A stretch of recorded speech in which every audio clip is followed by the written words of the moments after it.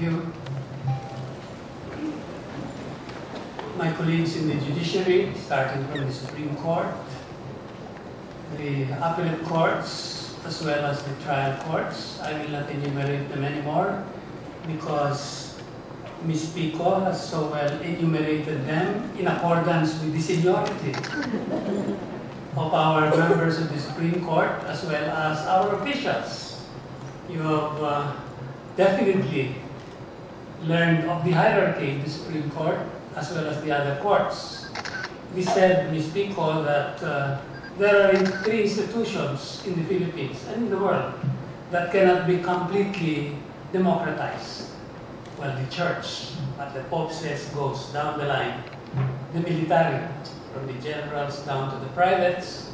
And the third is the judiciary, because we are highly hierarchical. What the Supreme Court says is followed down the line. And so we have the hierarchy, of which you are now an expert.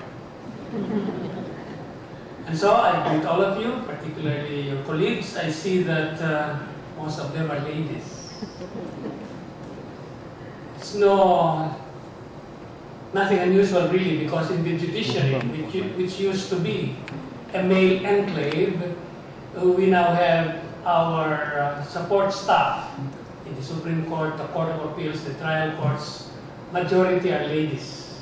And even in the memberships in the judiciary, the Supreme Court, the Court of Appeals, the Court of Tax Appeals, the Panganiban, the Office of the Court Administrator, the Philippine Judicial Academy, slowly but surely, the women are engulfing the men. I'm very happy about today's event because it changes the complexion of the legal profession as well as of the judiciary. It is said that the legal profession and the judiciary are about the most paper-prone disciplines in the world because everything we do must be in writing, from the Constitution to the laws, to the rules of court, to rules and regulations issued by various agencies of government, as well as the books that lawyers study, voluminous as they are, contracts that they write, and the pleadings that they file in court, they're all put on paper. But the information age is upon us, and paper becomes less and less important. And our event today is one more proof of that paper is being replaced, and we are digitizing information to make it more efficient, more effective, and more convenient for everybody. And so in the Supreme Court, we know that the information age is marching, and we have made various innovations. So we have inaugurated an electronic library, one of the first in the world. That was one of the major projects that we presented during our international conference on judicial reform last November. We have also inaugurated our case law management system in the trial courts in Pasay.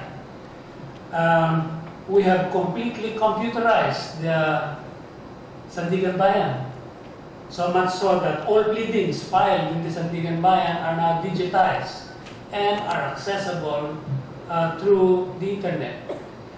We have also been able to, we are also improving rather our case administration system, and now comes the electronic payment system with the help of the Land Bank of the Philippines.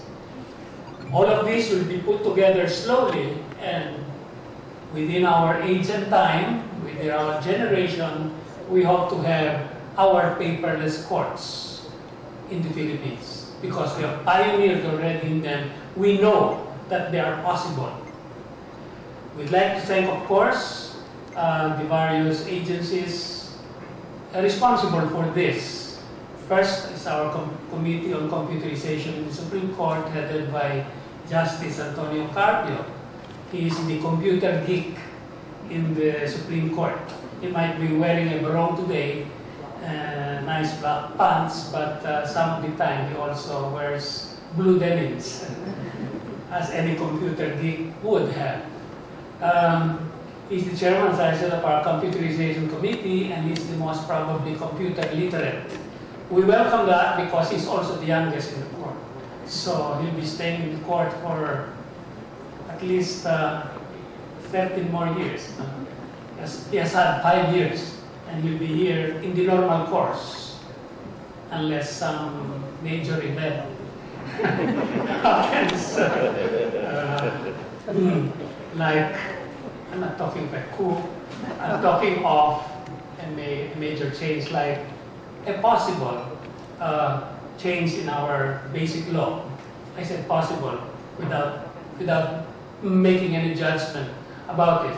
All I'm saying is that we're happy that someone will be staying in the court for a much longer period of time, will be here to see to it that all these computerization projects that we have, the CFM system that was pioneered with the help of, well, there's DCA Seni Lipanyo, Nadine, and the Panganiban computerization. We have the PJ of the Panganiban here, or at least some of the justices, as well as the ongoing computerization programs. We have a lot more going on, Ms. Pico, and which may involve also the Land Bank of the Philippines. Justice Carpio and the other members of the court are here, and we thank them for their continuing effort to facilitate and to see us through the information age. And for this particular project, we're grateful to the Land Bank of the Philippines. It took some time to be able to get this going, because I know that as early as 2 years ago, we were looking for a bank partner. And in fact, at that time, the Land Bank was not too keen. There were other banks that were trying to talk with us, but when finally the Land Bank got interested, it really got its feet right there and worked fast and hard. And now we have this e-payment program on stream. And you're even making it more sophisticated, although I think, as pointed out earlier, more user-friendly in the future. I've seen this work, the e-payment system that you have, because my wife shops with her card, for instance, at her stand. Instead of using a credit card, she uses her ATM, and immediately there's payment to the store, and the store gives a discount for that instead of paying a fee to the credit card company. I think that's what you, in effect, we're talking about. So, with all these innovations dawning upon us, we look forward to a more efficient, more effective judiciary as envisioned by Chief Justice Davide, who started all this reform program that we are continuing. And during my term, short as it may be, we will continue with all this program. And I hope I'll still be alive when we will have the real paperless courts in our country. Maraming salamat.